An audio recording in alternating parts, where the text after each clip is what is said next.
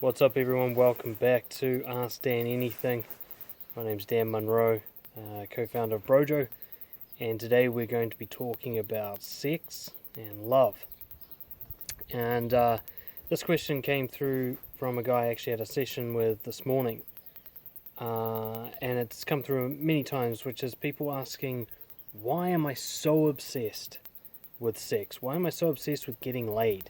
What's up with that? And it comes through and manifests in all sorts of different problems, like you struggle to express attraction because sex is such a big deal to you and you're afraid of rejection, or you struggle to make real connections with people because you only see them as either a resource for sex or not, and if they're not, you just kind of move on. So there's numerous reasons why being kind of fixated on sex can create problems with connections. But one of the things I've realized over the last few years, and it really became clear in the session that I had this morning, is that your obsession is not actually with sex. That is a misdirection in your brain. Like a drug addict thinks that they're obsessed with heroin. It's not really heroin that they're addicted to. Before I go into what I mean by this, is I want to talk about a couple that a guy at BROJO told me about. They're a Harry Krishna couple, I think. And they ran a workshop about sex, about having a good sex life and so on. And then at the end, they were actually asked about how often they have sex, and they said, oh, almost never. And yet they're a deeply loving couple.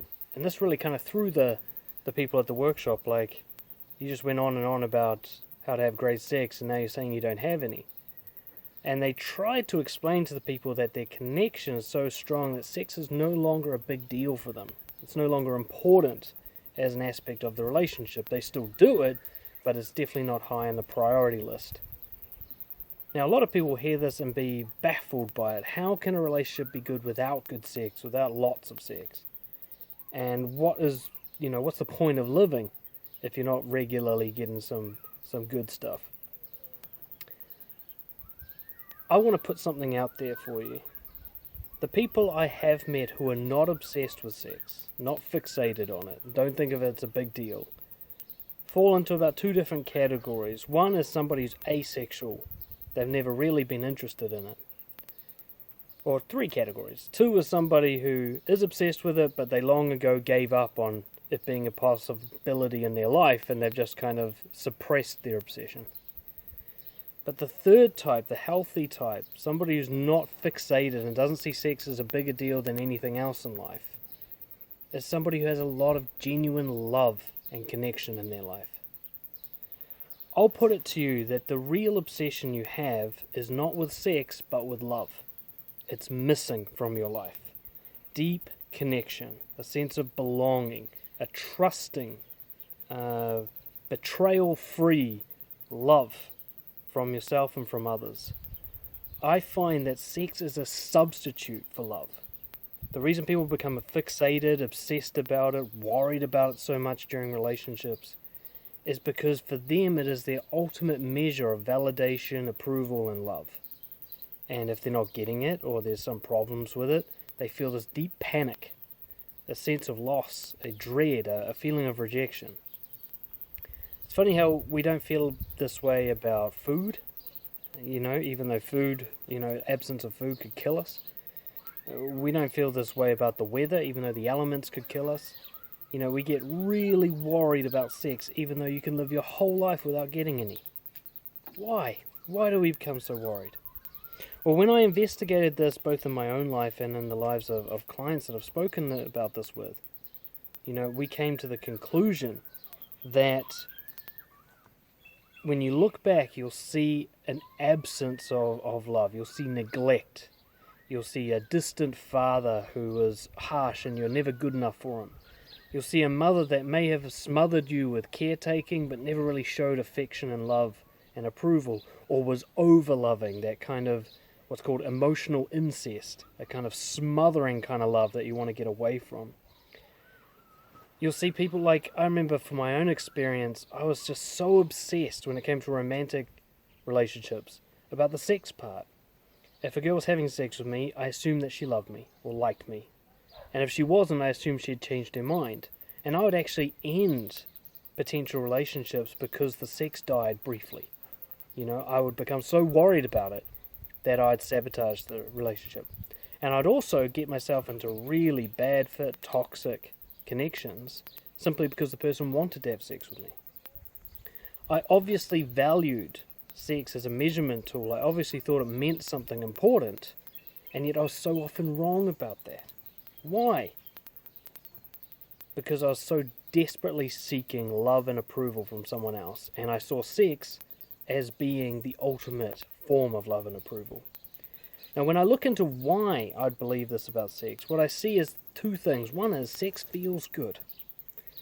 And what I mean by feels good is the hormones you get during love are the similar or the same as the ones you get during good sex. Oxytocin, dopamine, even serotonin, adrenaline, all those feelings, they are pleasurable sensations, and they're often the very similar feeling to love. So actually, during the act of sex, it feels like you're in love, We often talk about, me and my friends used to talk about orgasm regret. Like, during sex, it feels like you really like the person, but then once you've orgasmed and you're finished, you look across and you're like, what am I doing here? Like, how did I like this person a minute ago? I did that a bit in my early 20s. And it was just like I was tricked by the hormones. I actually thought I felt a certain way about someone, but I was just feeling a certain way. It wasn't actually about them. It was just physical sensations. So that's one of the reasons I think people confuse sex with love. And the other, and I think the more important reason, is we're told that it is a validation. I remember early high school, you weren't cool unless you got laid, and you couldn't trust that someone liked you unless they wanted to sleep with you. Okay, when it came to romantic connections. So all our lives we're constantly told through various messaging, through the media, through our peers, that sex is a validation. If someone wants to sleep with you, not only does it mean that you're a good person, but also that they feel strongly about you. The truth is, of course, you can sleep with almost anyone, even if you don't give a fuck about them. But we kind of ignore that obvious fact. And we think, hey, if someone's having sex with me, they must like me. I must be a good person. I finally got that love that I always wanted. Of course, the feeling dies off, and a few days later, the hunger comes back, and now you've got to try and get more sex. I saw this a lot in the pickup artist industry. When I was really into that sort of stuff, I saw guys who, the more they got laid, the more needy they got for it. It was bizarre. Guys who had once been not happily, but at least content in virginity, now needed to have sex 3 or 4 times a week. That's a drug addiction, right? So I want you to have a look at your own life. How do you feel during and after sex? Do you feel a sense of loss when you're not getting sex very often? Do you feel like love has been taken away? If this is you, what I suggest is a couple of things. One is, have a look into your past. What has love meant for you in your life? What have your relationships been like with your parents and family, with your friends, with partners? What does love mean for you, and how has it manifested in your life? Has there been betrayals? Has there been lack of trust? Has there been conditional, toxic, manipulative versions of love? Has there really been the free and open connection where you never have to worry what the other person thinks, and you never have to worry that they're going to take it away? Have you ever had that? Have you ever had that sense of peace in the presence of somebody else, where you don't need to say anything? The connection's just there. You don't have to earn it or work for it. Because if you've never had that, there's a really good chance you've been chasing external sources of it. And most likely that's led to a fixation, particularly with sex, which is kind of like the closest thing as a substitute to sex, to love as possible. Some people it's food. They get their love and feeling from food and they binge eat.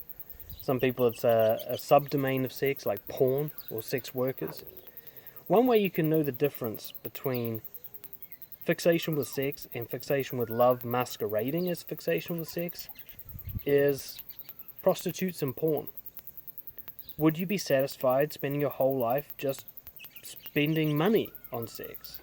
Just having meaningless, connection-free sex where the person doesn't give a fuck about you? Would that be enough for you? If so, probably you are just obsessed with sex. Fair enough. Enjoy. Go to a spa or a swingers party or something. Fill your boots. But if you feel like like I once did, where I never paid for sex, and the reason is because I knew that she wouldn't really love me. She wouldn't really like me. It's just her job. And for me, that's not satisfying. So it can't have been sex I was obsessed with, or that would have been good enough for me. Or masturbating to porn would be good enough. But those things weren't good enough, because it wasn't really sex that I wanted. I wanted love and approval. If you identify that this is the case for you, if you've been chasing sexual gratification, but you secretly think maybe it's love that I want, then it's time to change your search. Stop trying to get sex, and stop trying to get love from other people. And ask yourself a different question. If no one was ever going to sleep with me again, and no one was ever going to give me validation again, how would I generate love and connection in my life? That's the question that changed my life. How do I feel confident? How do I feel loved without getting it from anyone else? So that's just some thoughts I wanted to share. A bit sort of deep and dark and dirty there, but I believe sexual shame is one of the biggest issues we face in modern times, especially for men. And I do believe both men and women use sex as a substitute for love, and in doing so they just kind of feed an addiction that ruins their life. I'm really keen to hear your feedback on this, so comment below or send me an email, dan@brojo.co.nz, for your thoughts and experiences on this. Be shameless, we can work through it together. And of course, subscribe to the channel or support us on Patreon if you really want to get into this stuff and get more content every day. Thank you so much for listening, putting up with me. I'll see you next time. Cheers.